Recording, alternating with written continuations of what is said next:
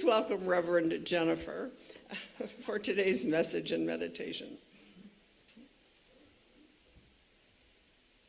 Thank you, Patricia. Thank you, thank you, thank you. So happy Father's Day. And I'd like to tell you a little story about my dad.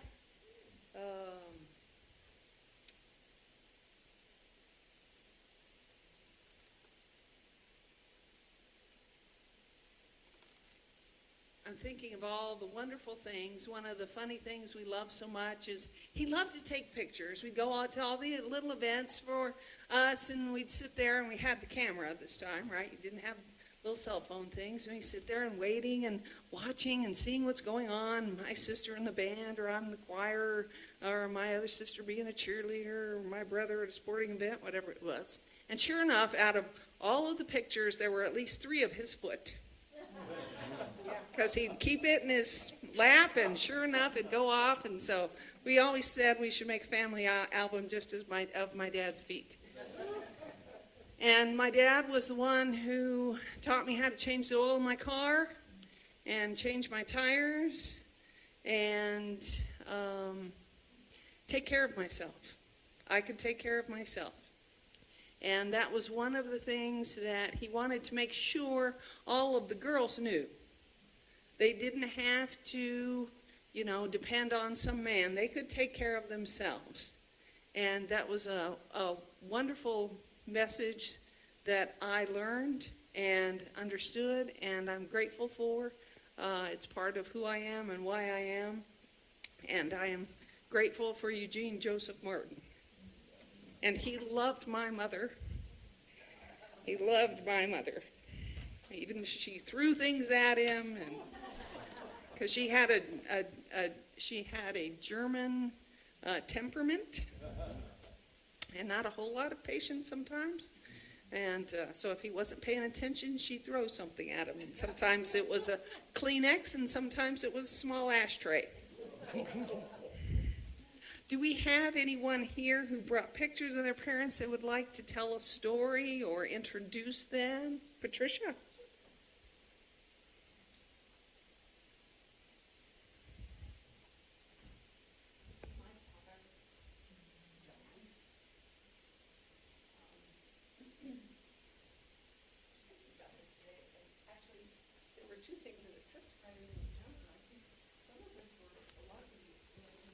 That we were growing up to have a progressive dad. My dad didn't talk. He only spoke when he had something to say. And I wish I'd gotten a little more of that. But 2 things. One was when maybe I was a sophomore or junior in high school. I don't really remember. And he sat me down and he said, "I don't care what you do when you're done with high school, and whatever you do, I will pay for it. That's my duty. I will pay for it. If you want to be a hairdresser or a neurosurgeon, I will take care of that. But you will do something. You will be able to take care of yourself. You will never have to depend on anyone else. I don't care what you do, but you will do something." This was in the 50s, 60s by the time I was that old, I guess. And the other thing, which was very much in line with that, is when my first child was born, my parents came in. My mother ran to the nursery, of course, to see the baby. But my father sat with me. He was a teacher. That's the backstory. And he said, "You are not done with this child until he is educated. He didn't ask to be here, and this is your responsibility." Very progressive for that time. And my favorite story was that he always had candy in his desk, but we weren't allowed to go there. And I always was kind of looking forward to it when I'd get sick and throw up, because I got to sit on his lap. He would read me a story, and he would always say, "Your mouth probably doesn't taste very good, so here's some cherry lifesavers." So it always made it worth it. He's a great guy, and I miss him every day. Anyone else?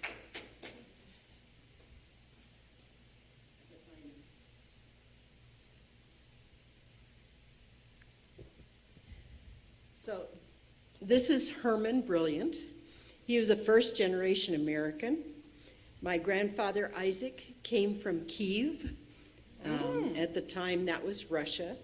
And my grandmother was from Romania.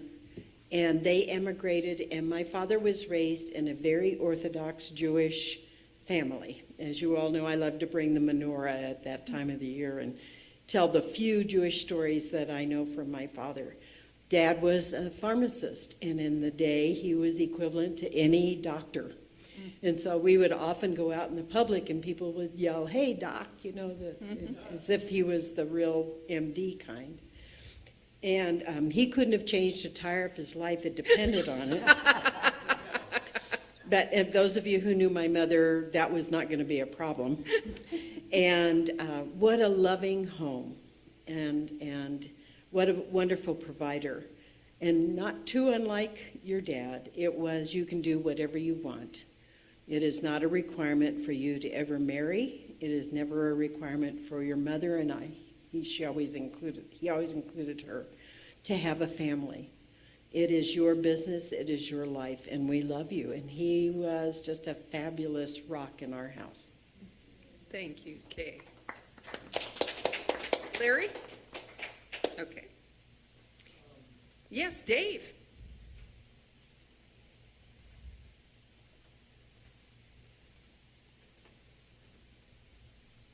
I do have a group picture at home, but what I wanted to share was just a quick story. My father, when I got to be 13, he said, "It's time for you to go and learn about the world." So he took me down to Thrifty Foods.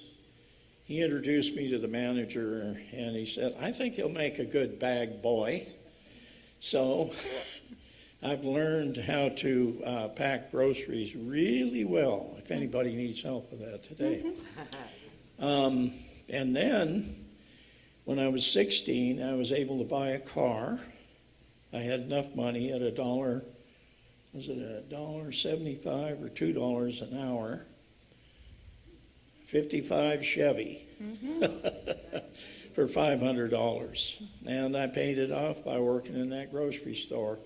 So the point is values. He sent me down. He wanted to make sure that I knew about the workaday world, and I took care of my own business. Yeah, thank you. Thank you, Dave.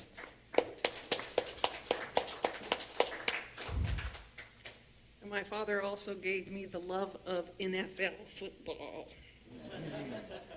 During today, we have to declare what football means. So, today's blessings, yesterday's prayers. Earlier this week, I had posted something simple on our Facebook page. The blessings in your life right now are the prayers of your past. I want to sit with that this morning because I think we walk past more miracles in a single Tuesday than we realize. And it happens that today is the summer solstice, the longest day of light all year. And here's the thing. The sun didn't show up extra today. It's been rising and setting in full strength the whole year, even on our shortest, gravest days.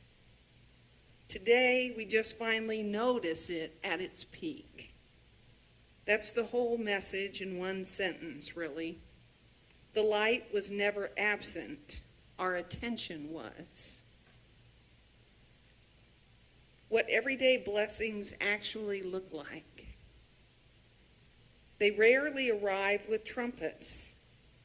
They look like waking up without pain. A friend who checks in at exactly the right moment. A job that pays the bills. The body that gets you out of bed and through the day. The people that show up for you again and again without being asked. None of this looks like a miracle. It looks like Tuesday. We're wired to notice disruption, not continuity. A flat tire gets our full attention. A car that runs and starts up every day for 10 years does not. The moment a prayer is answered, we tend to quietly reclassify it from the thing I prayed for to just how things are, being in the flow. And often we're so busy praying for the next thing that we forget we're standing inside the answer to a previous one.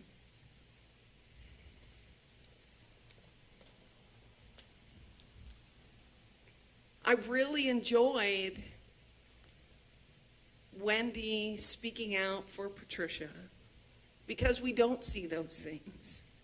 And I'm grateful that she recognizes and is aware of the blessing that brings her. And conveying that to Patricia, not that Patricia is looking for any kind of validation or appreciation or anything, but recognizing that when you do something like that means something to somebody, it impacts you.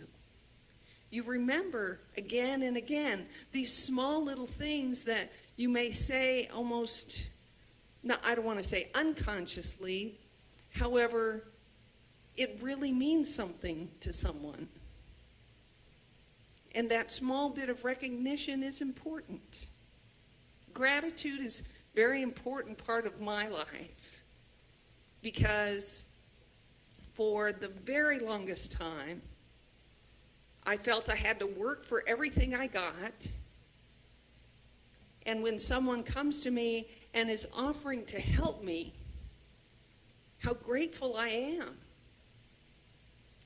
For a long time, I didn't think I was worthy of that. So even more so, the sense of gratitude and appreciation. Why are they taking their precious time to help me? How grateful I am. I'm grateful when I got my first job. I didn't dilly-dally about money. When I moved back from Las Cruces, I had a lot of good experience. I was good at what I did. And they offered me a salary, and I said, yep, I'll take it. I am grateful that you offered it to me. Somebody later told me, said, if I would have just asked for a little bit more, they would have given me a little bit more. Knowing our self-worth is very important. Being grateful for those blessings that come to us when we're not looking. When that person does check in on you just the right time.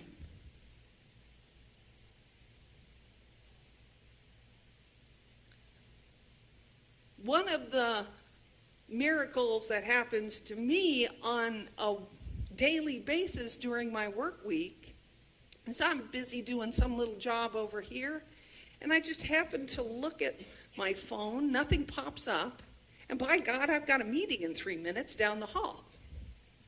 That's God working in my life. I recognize that and appreciate it. It is not part of my organizational skills because those are sketchy at best. I really, really depend on Spirit to keep me organized and to where I need to go and be at the right time. I don't have a whole lot of meetings that conflict with one another because sure enough, somebody else cancels the other meeting that I booked at the same time. Should I depend on that? That is a blessing in my life, you betcha. Eric Butterworth, one of Unity's clearest voices, on this exact blindness, taught that we are in consciousness. Where we are in consciousness has everything to do with what we see in our experience. In other words, the blessing was never hidden. Our awareness of it was just turned down low. He also reframed where God and answered prayer actually live. Rather than something arriving from far away, he taught that God doesn't come in because God never went out. That presence has been here the whole time, all present, never absent, and he was direct about our role in noticing it. Our job is not to set things right, but to see things right.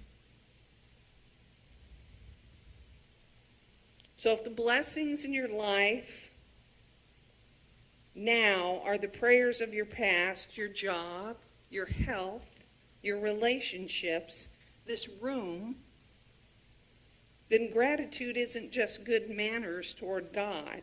It's an act of recognition. It's putting your awareness back where the blessings have been standing the whole time.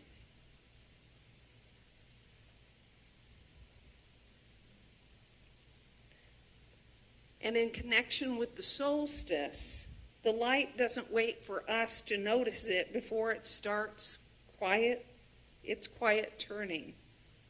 So to start noticing your blessings, notice them now, in the ordinary middle of an ordinary year, because the light is always moving, whether or not we're paying attention. So those blessings,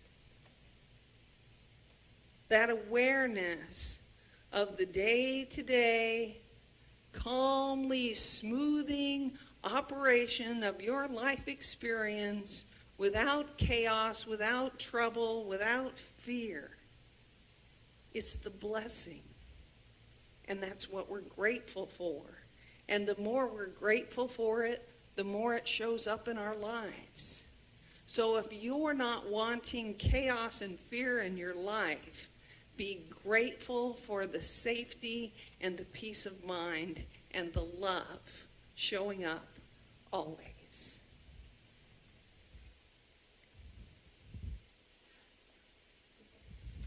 Now let us get ready for our meditation.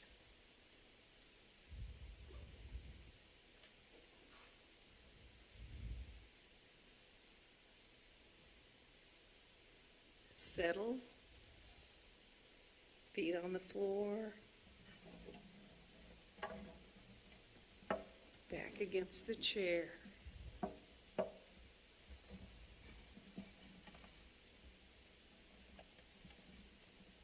Breathing in and breathing out. Repeat as long as possible.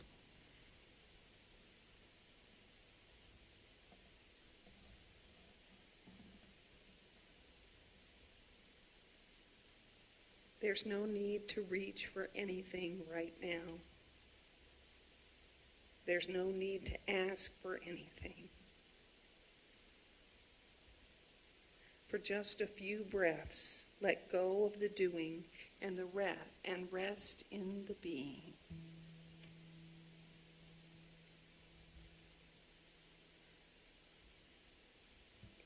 God never went out.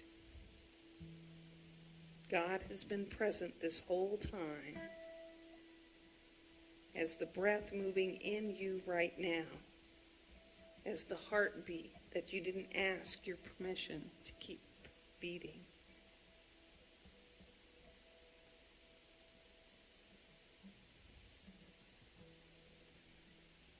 Let your awareness drift back over the past week, not to judge it,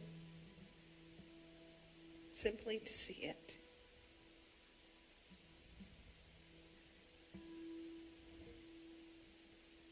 Is there a person who showed up for you?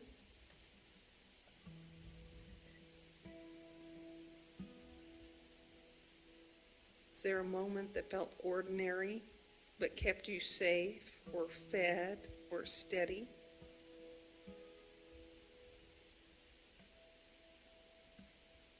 Let one of those moments rise up now. Just one. And see it clearly. Feel it.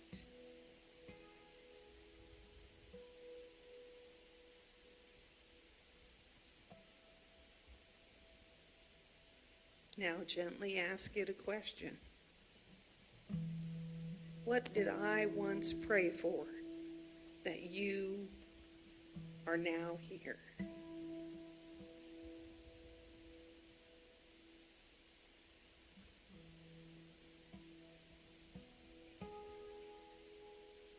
There's no need to answer in words.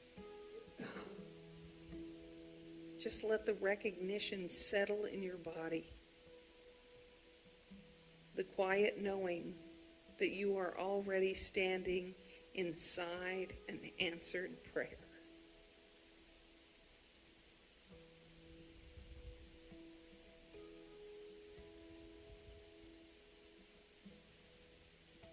Silently, in your own way, say thank you.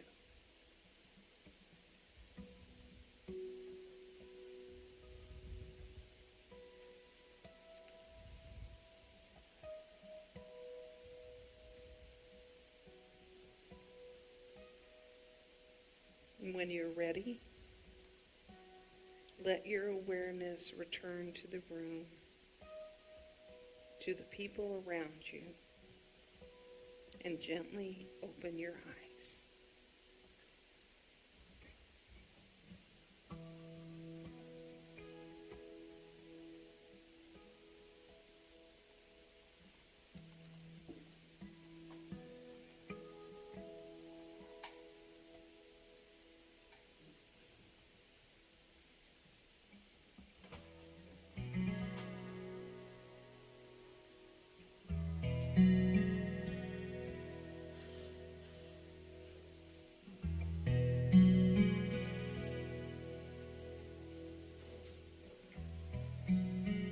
This week, we're so lucky to have Lara Linette singing for us.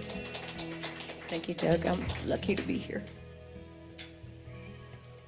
We were at a songwriters circle in El Paso several months ago now, and she sang this song. It was a long time ago, but I thought, she has to come for Father's Day and sing the song for us. So it worked out. Here she is. There's a prayer. Prayer answered. Thank you all. I'm grateful to be here and to see you all today. I ask you to bear with me. I'm a little misty. I miss my dad. The song is called Pearls of Wisdom.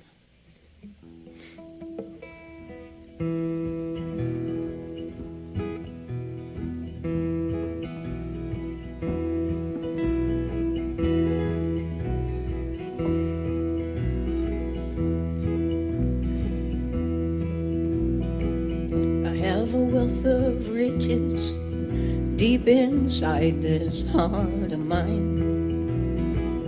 It holds a trove of memories I will treasure for all time. Like the smiles he gave that kept me brave and the hugs that offered warmth. Gifts that money cannot buy help me weather my life's storm.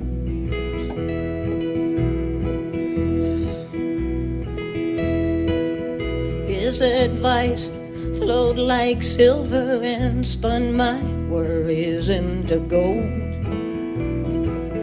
And every prayer he prayed for me brought new riches to behold.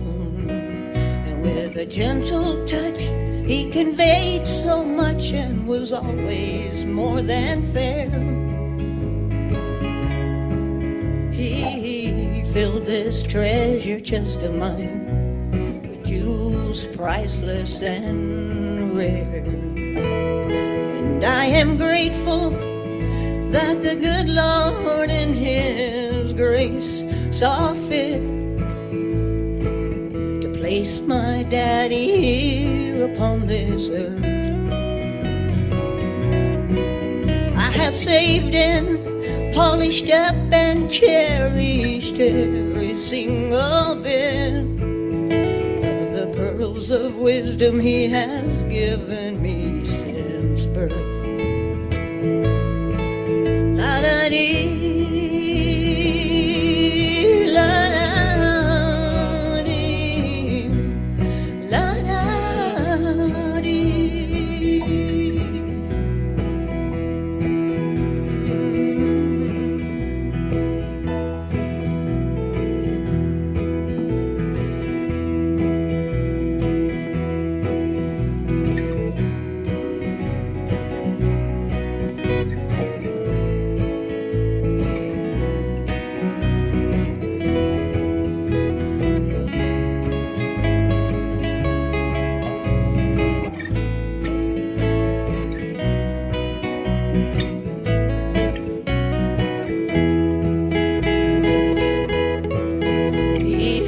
Filled up my treasure chest, and it's a vision shining bright. Generations beyond me now will know His brilliant light, as from His lips spilled the gems I can pass on to my heirs, so they will have a chance to know the many blessings He has shared. And I am grateful that the good Lord in His grace saw fit to place my daddy here upon this earth. I have saved and polished up and cherished every single bit of the pearls of wisdom He has given me since my birth. La da dee, la da dee, la da dee.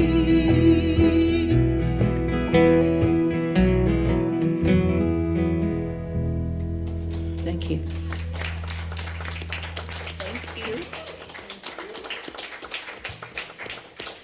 Thank you, Ben.